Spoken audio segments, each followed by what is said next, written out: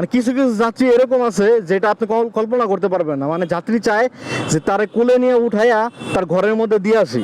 মানুষ 100 টাকা 120 টাকা দিয়া এরকম ভাব নেয় যেমন সে আমার পুরো বাইকটা কিনে নিচ্ছে বা আমারই কিনে নিচ্ছে, এরকম আর কি বিষয়টা। এখন মনে করেন আমার হয় গুলশান 2 জায়গায় বসতে হইব, নাইলে আমার একদম লিঙ্ক রোডে যেতে হইব। এখন কি এটা ধরতে ইচ্ছা করে? ধর্মই না এটা।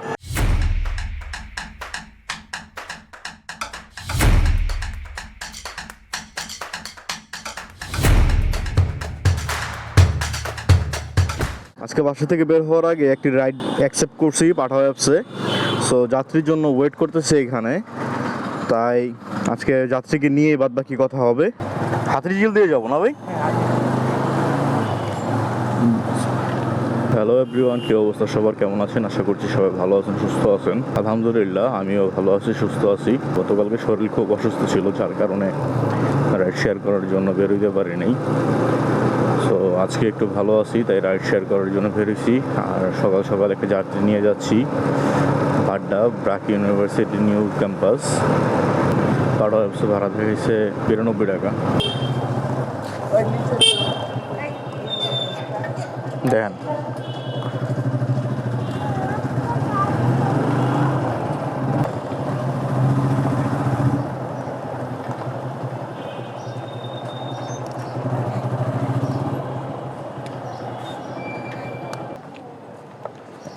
টাকা।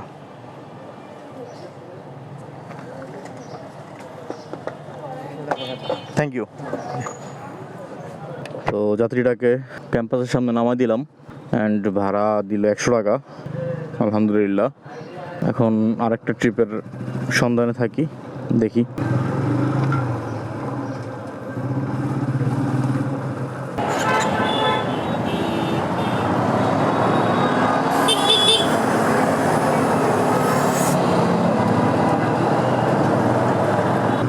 প্রথম যাত্রীটাকে নামানোর পরে প্রায় 25 মিনিট ধরে বসেছিলাম লিঙ্ক রোডের ওইখানেই। রাইড মোটামুটি ছিল, কিন্তু সব হচ্ছে যে ধরা কাস্টমার, যেমন পরিচিত লোক আর কি, আসতেছে আর চলে যেতেছে এরকম আর কি। তো এখন একটা যাত্রীকে নিলাম লিঙ্ক রোড থেকে আজাদ মসজিদ গুলশান 2। 100 টাকা হচ্ছে কন্টাক্ট হয়েছে। গুলশানে সকালবেলা ঢুকা মানেই বসে থাকতে হইব। গুলশানে সকালবেলা রাইড পাওয়াটা একটু টাফ। রাখবো এখানে?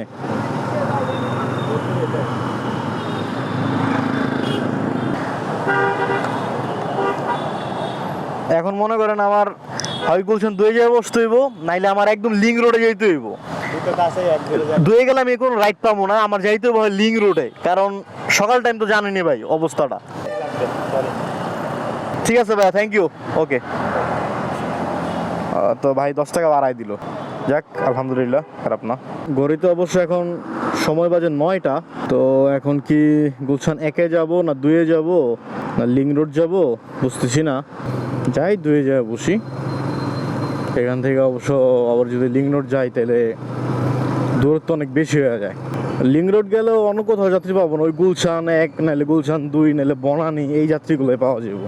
গুলশান 2-এ একটু বসি, 2-এ তো প্রচুর মানুষ আছে।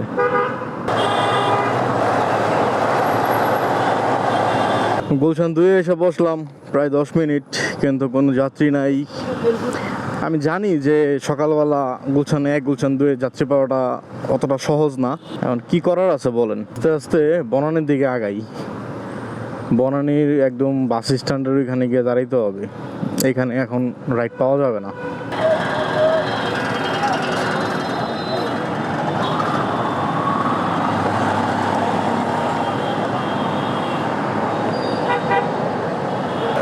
আজকে পুরাই হতাশ। সকাল 8টা বাজে বের হইয়া 2টা রাইড কমপ্লিট করলাম, আর এখন ঘড়িতে সময় বাজে প্রায় 10টা। তো এখনো কোনো রাইড পাই নাই। লাস্ট ট্রিপটা আমি গুলশান 2 নামাইছিলাম। গুলশান 2 থেকে ঘুরতে ঘুরতে বনানী এসে পৌঁছাইছি, কিন্তু এখন পর্যন্ত কোনো রাইড পাই নাই। না, আজকে কোনো রাইড নাই। আজকে আল্লাহ রিজিকে 200 টাকায় লেগছে, 200 টাকায় পাইলাম। তো এখন মনে হইতেছে যে খালি যেতে হবে।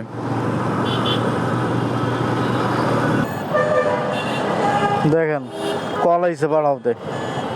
ওই মহাখালী আসছি, মহাখালী থেকে এখন আবার সে যাবো বনানি। এখন কি এটা ধরতে ইচ্ছা করে? ধর্মই না এটা। কারণ তো বসে আসলাম 1 ঘন্টা, কোনো রাইড নাই। এখন যদি আবার বনানি যায় তাহলে হইব। তো প্রায় 1.5 ঘন্টা বসে থাকার পর যখন অফিসের উদ্দেশ্যে রওনা দিয়ে দিছি চলে যাব, ঠিক ওই সময় আইসা একজন বলে সে রামপুরা হাজিপাড়া যাবে। তো ভাইয়ের সাথে ভাড়া চুক্তি হলো 120 টাকায়, 150 টাকা বলছিলাম, কিন্তু ভাই 120 টাকার বেশি দিবে না। তো তাকে নিয়ে যাচ্ছি। আসলে সে যদি 100 টাকাও বলতো তাও আমার যাইতে হইতো, কারণ হচ্ছে যে আমার বাসা ওদিকে, আর দ্বিতীয়ত হচ্ছে যে যদি আমি তাকে না নিয়ে যেতাম তাহলে আমার খালি যেতে হইতো। তো খালি যাওয়ার যেতে তো একটা ট্রিপ নিয়ে যাওয়াটা অনেক ভালো, তাই না? ওই পারে নামলে মনে করেন আমার লিগে সুবিধা হয়ে যেত।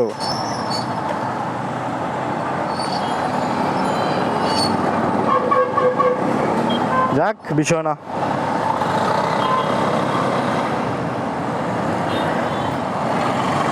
মানে কিছু কিছু যাত্রী এরকম আছে যেটা আপনি কল্পনা করতে পারবেন না। মানে যাত্রী চায় যে তারে কোলে নিয়ে উঠাইয়া তার ঘরের মধ্যে দিয়ে আসি, সে রাস্তার ওই পার থেকে জাস্ট এই পারে আসবো, সে বলতেছে যে তার এই ইউটার্ন নিয়ে এই পাশে নামাই দিলাম, মাত্র 100 মিটার দূরত্ব আর কি। ইউটার্ন নিয়ে জাস্ট ইউটার্নের পরে নামাইলাম আর কি। তো তার জন্য আমার এখন আবার এই যে জ্যামের মধ্যে বসে থাকতে হবে। সে যদি জাস্ট ওই পারে নাইমা যদি রাস্তাটা পার হইতো তাহলে আমি ভিতরে চলে যেতে পারতাম, আমার এই জ্যামটা ঠেলতে হয় না। মানে মানুষ 100 টাকা 120 টাকা দিয়া এরকম ভাব নেয় যেমন সে আমার পুরো বাইকটা কিনে নিচ্ছে বা আমারই কিনে নিচ্ছে, এরকম আর কি বিষয়টা। সবাই এক না ভাই, কিছু কিছু মানুষ আছে অমায়িক, কিছু কিছু মানুষ আছে খুবই ভালো, যে তারা বুঝে, তারা নিজের থেকেই বলে যে ভাই আপনার কষ্ট করে ওই পারে যাইতে হবে না, আপনি ভাই এই পারে আমার নামাই দেন। মানে কিছু কিছু মানুষ এরকম থাকে, আর কিছু কিছু মানুষ এত নির্দিষ্ট থাকে যে তাদেরকে আসলে যদি বলেও রিকোয়েস্ট করি যে ভাই আপনি এপারে নেমে একটু কষ্ট করে যান, তো সে তখন আমার উত্তর দেয় যে কেন ভাই আপনারা কি টাকা দিব না? মানে বিষয়টা এরকম। আসলে ভাই টাকার তো বিষয় না, মানে সে যদি জাস্ট ওই পারে নেমে যেত তাইলে আমার সবচেয়ে বেশি ভালো হইতো। এমনিতেই মনে করেন অফিসের টাইম হয়ে গেছে, তার উপরে আবার এখন এই সাইডটা কত জ্যাম দেখতেছেন। মানে জ্যামের জন্য সবচেয়ে খারাপ লাগে। আসলে রাস্তার দূরত্ব হইলেও সমস্যা নাই, যে একটানতে চলে যেতে পারবো, কিন্তু জ্যাম হইলে ভাই পুরাটাই লস। আজকে রাইড দেওয়াগুলো অনেক কষ্ট হয়ে গেছে, রাইড কম পাইছি কিন্তু রাস্তায় এত পরিমাণ জ্যাম আর এত পরিমাণ গরম, মানে শরীর হাত পা মনে পুরো জ্বলতেছে, মানে ভিতরটা মনে বারবিকিউ হয়ে গেল, এরকম একটা পরিস্থিতি। মানে খুবই বাজে একটা অবস্থা। তার উপরে রাইড পাই নাই, গুলশান গিয়ে বসে আছি। আর আজকে সব মিলে রাইড দিলাম মাত্র 3টা সকাল থেকে এ পর্যন্ত। সকালের রাইডটা পাঠাও অ্যাপসে নিয়ে গেছিলাম, উনি 100 টাকা ভাড়া দিছে। এরপরে কন্টাকে নিয়ে গেলাম 110 টাকা, আর এখন কন্টাকে নিয়ে আসলাম 120 টাকা। সো সব মিলে ভাড়া পাইলাম টোটাল 330 টাকা। যাক, আল্লাহ ভরসা, আল্লাহ রিজিকে যতটুকু রাখছে অতটুকুই পাইছি, এটা নিয়ে আফসোস করি না। তো ভাই আপনারা তো দেখলেন রাইড শেয়ার করাটা আসলে অতটা সহজ কাজ না, এটা খুবই ধৈর্যের একটা বিষয়।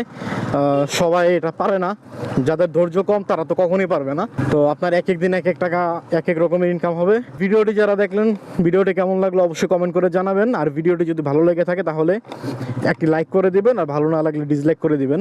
তো আজকে আপনাদের মেহেদি ভাই এখান থেকে বিদায় নিচ্ছে। যারা আমার চ্যানেলটিকে এখনো সাবস্ক্রাইব করেন না, প্লিজ চ্যানেলটিকে সাবস্ক্রাইব করে পাশে থাকা বেল আইকনটি প্রেস করে দিবেন। সবাই ভালো থাকবেন, সুস্থ থাকবেন, আল্লাহ হাফেজ।